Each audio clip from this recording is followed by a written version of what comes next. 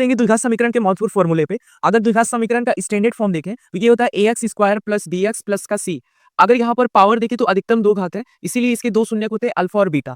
अगर इनमें संबंध देख लिया अल्फा प्लस बीटा तो ये होता है माइनस का b बटे का a और अल्फा इंटू बीटा ये होता है c बटे का a। इसको हम एक और रूप में लिख लेते हैं, माइनस का x का गुणांक बटे का एक्स स्क्वायर का गुणांक, और इसको लिख लेते हैं हम लोग अचर पद बटे का एक्स स्क्वायर का गुणांक।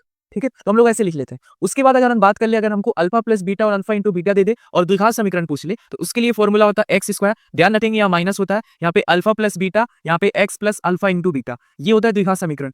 अब हम त्रिघात समीकरण की बात कर ले तो इसका स्टैंडर्ड फॉर्म होता है a x square plus b x x cube plus b x square plus c x plus d. अब इसमें अधिकतम घात 3 होता है, इसीलिए इसके 3 शून्य अल्फा बीटा और गामा होते हैं।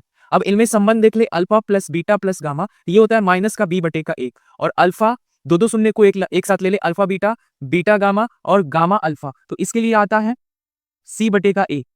और अगर हम केवल तीनों शून्य को गुणा कर दे ये होता है माइनस का d बटे का a। यहाँ पर b पर ध्यान रखिएगा, ये एक्स स्क्वायर का गुणांक होता है और a का मतलब एक्स क्यूब का गुणांक। अगर हमको ये दे दे और हमको त्रिघात समीकरण निकालने का पूछते, ये समीकरण दे दे तो उसके लिए होता है एक्स क्यूब, पहले माइनस होता है alpha plus beta plus gamma, फिर प्लस होता है दो शून्यकों का गुणनफल alpha beta plus beta gamma plus gamma alpha. ध्यान रखेंगे यहाँ पे एक्स स्क्वायर होता है और यहाँ पे एक्स होता है, और फिर देखिए प्लस माइनस प्लस फिर माइनस अल्फा बीटा गामा। ठीक है, तो इस तरह से हम क्या कर सकते हैं, एक त्रिघात बहुपद को निकाल सकते हैं। तो ये फॉर्मूला हमारे द्विघात समीकरण के लिए बहुत इंपॉर्टेंट है। अगर ये फॉर्मूला आपको अच्छा लगा हो तो चैनल को सब्सक्राइब जरूर कीजिएगा। मिलते हैं अगले शॉर्ट वीडियो।